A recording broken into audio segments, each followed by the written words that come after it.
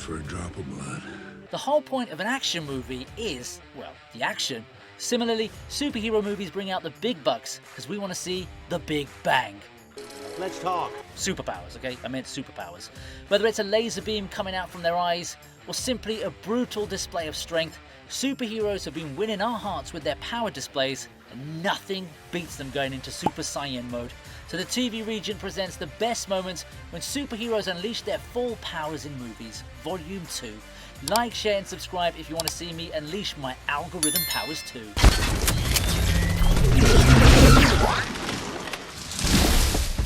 Iron Man has a pretty neat suit, doesn't he? He can fly, fire all kinds of missiles, and even host awesome parties. However, his most recognizable feature is the plasma cannon. Yep, we all love to see Tony Stark pull out his laser beams because, more than anything else, it's a trademark move. Lose the footpaths.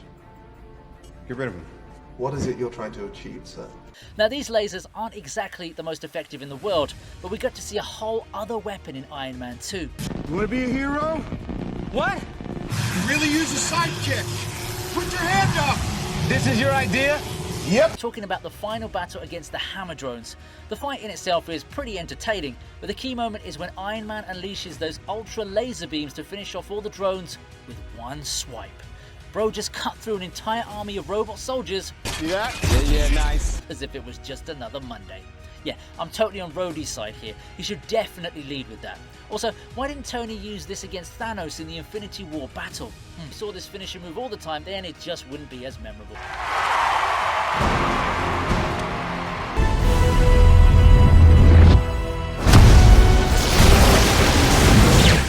Gal Gadot has my heart all the way, and that's because there's no one else I can imagine playing Wonder Woman. The casting was spot on, and it showed immediate results when everyone's favourite scene in Batman vs Superman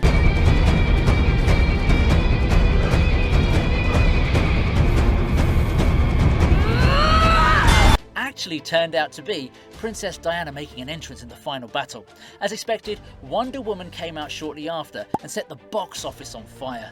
The key aspect of this movie was the writing, which was done by Zack Snyder himself, and it shows in how well structured the story is. Goodbye, brother. The battle against Ares was a spectacular visual, and nothing beats Princess Diana awakening her goddess form and taking him down without mercy.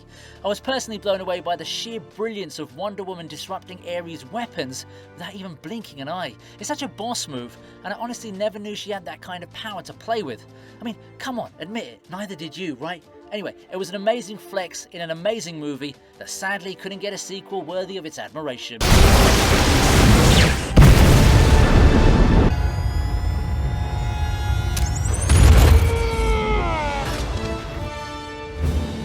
Look, everyone has their own opinions and are free to express them however they want, but the only plus-size model I'm cheering for is Ant-Man in Civil War.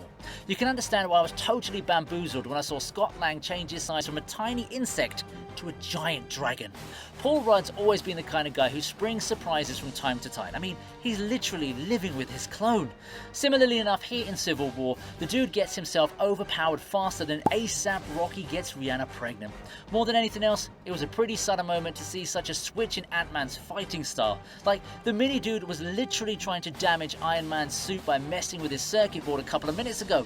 Also, if you're facing a guy who can use a freaking airplane as a hand weapon, then I've got only one piece of advice for you. Cap, heads up! Throw it at this. Now! Oh, come on!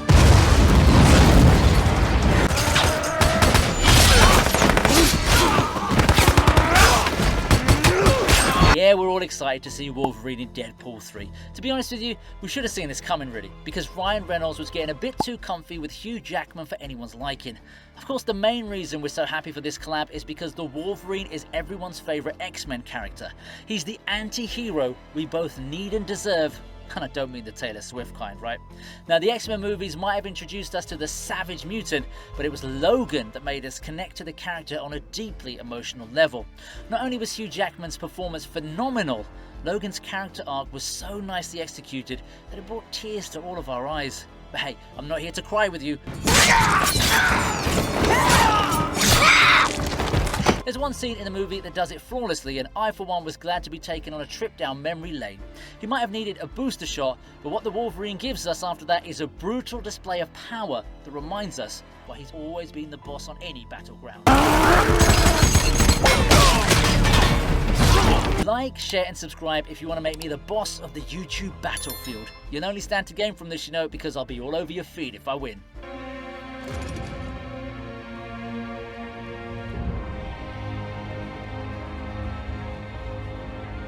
Steve Rogers is a man of principle, morals, and amazing glutes. Now this might be an asset if Chris Evans were to compete in America's Next Top Model, but having an amazing bottom doesn't necessarily guarantee any wins in a head-to-head encounter. Remember, the Purple Titan ended up making the Hulk look like a puny radioactive human. At this point, he's also got all but one Infinity Stones in his gauntlet, and he's coming fresh out of a battle against dudes like Iron Man and Doctor Strange. So yeah, Steve Rogers facing off against the lead villain in Avengers Infinity War might not have made any of us optimistic. However, Captain America uses up all his super soldier steroids to resist Thanos in what I like to call an unlikely arm wrestling match. Yeah, sure, he's using both hands and gets smacked after a few seconds, but it's still an impressive display of power, considering Steve was never really all that strong to begin with.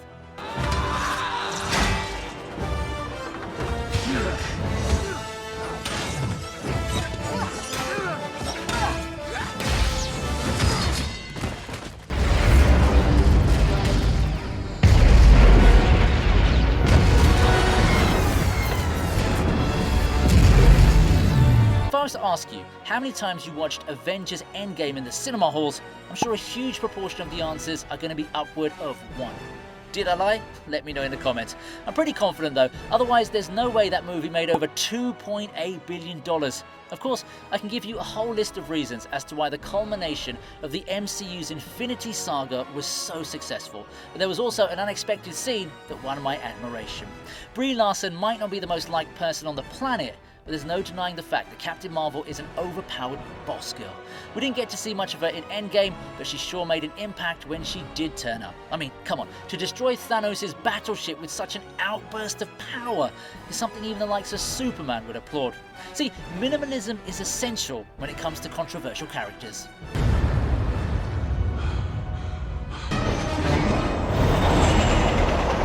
Spider-Man! Oh my God, this is it!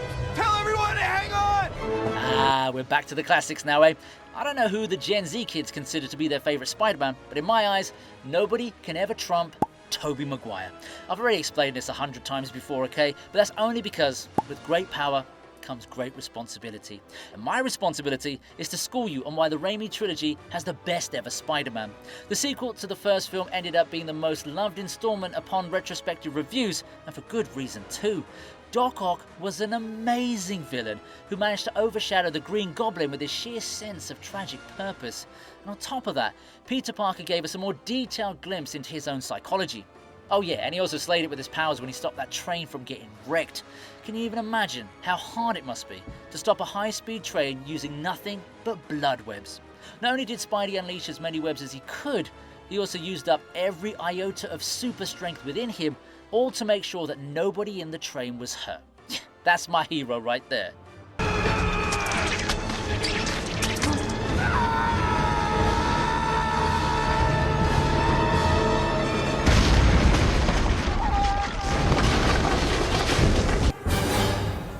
You took everything from me. There's been a lot of speculation on how powerful Wanda really is. I know the MCU writers like to take liberties with the power levels of our favourite superheroes, but that isn't necessarily a bad thing, is it? Case in point, Wanda's battle against Thanos in Avengers Endgame.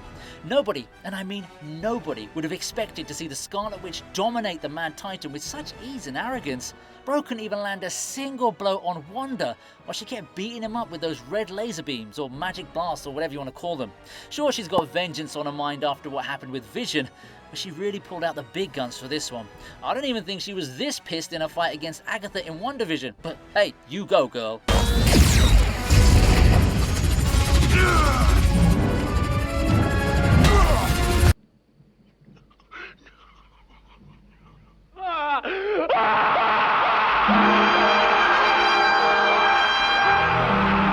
Whenever you've seen the TV region talk about power flexes or demonstrations, I'm sure Superman's always found his way around the corner to sneak into one of my entries. Considering this list covers ultimate power moves, I just had to include the time reversal scene from the OG Superman film. It's a revolutionary moment that not only showcased the Man of Steel's true powers, but it also gave us an idea of what he's capable of doing if his emotions ever got the better of him. Sure, he lost Lois here, but he could have just dealt with it the same way Andrew Garfield's Spider-Man did with Gwen. Instead, he unleashes his Giga Chad persona and turns back time with his super speed. Sounds familiar, doesn't it? Considering Superman has so many fans all over the world, I guess it's not that difficult for the Flash to be one of them now, is it?